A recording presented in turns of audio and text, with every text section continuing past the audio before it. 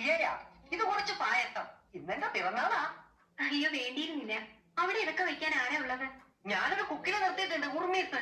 പേര് ഉറുമീസ് എന്നാണെങ്കിലും പ്രവൃത്തിയൊക്കെ കൊട്ടാരച്ചിട്ടയിൽ തന്നെ. എന്താ പേര്? രോഹിണി. നക്ഷത്രവും അത് തന്നെയാവും അല്ലേ? അല്ല, മകം. മകം പിറന്ന മങ്ക, പൂരം പിറന്ന പുരുഷൻ. എന്തൊരു യോജിപ്പ്. ഇന്ന് ജന്മനാളെന്നല്ലേ പറഞ്ഞത്? അതെ. അതിന് പൂരം ഉണ്ടല്ലോ, ആയില്ലേ? അത് ആയിട്ടാണ്, എന്നാ പൂരവുമാണ്. ഇപ്പൊ ഈ നാളുകൾക്കൊന്നും ഒരു സ്ഥിരതയും ഇല്ലാണ്ടായി. രാഷ്ട്രീയക്കാരെ പോലെ എപ്പോ വേണമെങ്കിലും കാര്യം വളാക്കാൻ പിടിച്ചോട്ടെ. വേണമില്ല. അബദ്ധമാണല്ലോ.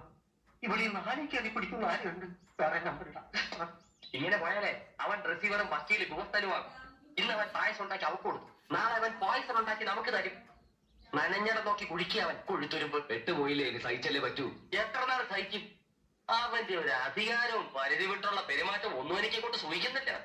ഒരു അലവലാളിയുടെ മുമ്പിൽ നമ്മൾ എത്ര നാൾ ഇങ്ങനെ ശ്വാസം അടക്കി പിടിച്ച് ഓച്ചാനിച്ച് നിൽക്കും? അവൻ വലിയ രാജാവ്, നമ്മൾ വെരി പോർ പ്രജകളും. അവന്റെ ജാതകത്തിലും ചിലപ്പോൾ രാജയോഗം കാണുമായിരിക്കും, അത് അനുഭവിച്ചല്ലേ പറ്റൂ. ഇത് കുരുട്ടു ബുദ്ധി കൊണ്ട് കവർന്നെടുത്ത രാജയോഗമാണ്. അത് നമ്മൾ വെച്ച് ഉറപ്പിക്കാൻ പാടില്ല. അവൻ എങ്ങനെയെങ്കിലും പുകച്ച് പുറത്തി അടിക്കണം. എങ്ങനെ? എന്റെ പ്രിയപ്പെട്ട രോഹിണി നക്ഷത്രമേ, ഇന്ന് ഞാൻ തന്ന പായസം പായസമേ അല്ല, എന്റെ പ്രേമത്തിന്റെ ചിപ്പലാണ്.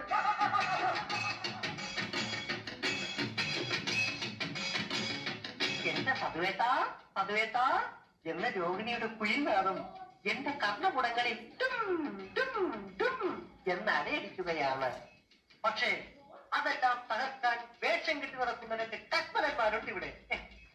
ആ പൽപുലന്മാർ ഇന്ന് എന്റെ കയ്യിലെ വെറും കളിപ്പാവകൾ മാത്രമാണ്. തീപ്പട്ടിയുണ്ടോ? ഒന്ന് പോണോ? ഉണ്ടെങ്കിൽ കൊടുക്കണോ? അയ്യടാ,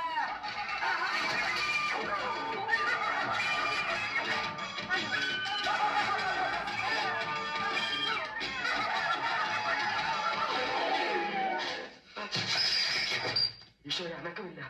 അവൻ ചത്തു.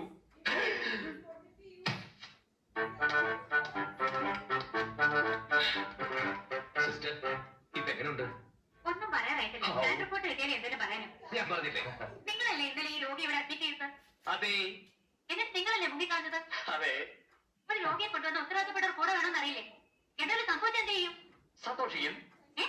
സിസ്റ്റർ, കൂടുതൽ പറഞ്ഞ് ഞങ്ങളെ വേദനിപ്പിക്കരുത്. ഇവൻ ഈ അവസ്ഥയിൽ ഇവിടെ കിടക്കുന്നത് കാണാൻ കഴിയാത്തോണ്ട് ഞങ്ങൾ തമ്മിൽ അങ്ങനെ കഴിക്കരുത്. ഇപ്പൊ എങ്ങനെയുണ്ട് സിസ്റ്റർ? തട്ടിപ്പോവോ? ബോധം കെട്ട് കിടക്കുക. ഒരു ഓർലേക്ക് തരുവോ? നിങ്ങൾക്ക് ഭാഗ്യമുണ്ട്, ബോധം വീണു. ഞങ്ങളുടെ ബോധം പോയി.